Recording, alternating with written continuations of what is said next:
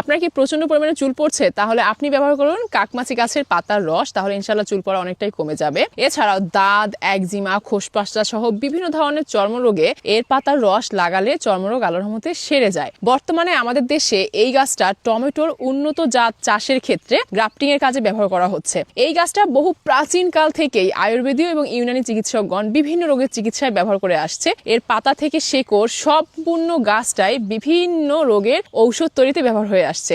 কোষ্ঠকাঠিন্য, খোসপাসরা, হাঁপানি, একজিমা, ঠান্ডা জ্বর জনিত বিভিন্ন রোগের ঔষধ তৈরিতে এই গাছটা বহু প্রাচীনকাল থেকে সুপরিচিত। এখানে একটা বিষয় আপনাদের বলে রাখি, এই গাছটা কিন্তু দুইটা জাত রয়েছে। এর একটার ফল পেকে গেলে কালো রঙের হয়, এটা অবশ্যই খাবেন না, এবং একটার ফল কিন্তু পেকে গেলে হালকা একটু কমলা রঙের হয় এবং হালকা মিষ্টি স্বাদযুক্ত, ওইটা খাওয়াও যায়, শাক হিসেবে তার পাতাটাও খাওয়া যায়। তো অবশ্যই এই বিষয়টা খেয়াল রাখবেন।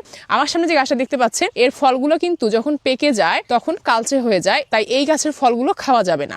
কিন্তু এই গাছটা ঔষধি গুণে ভরপুর। তো আপনারা কি নামে এই গাছটাকে চেনেন জানাবেন।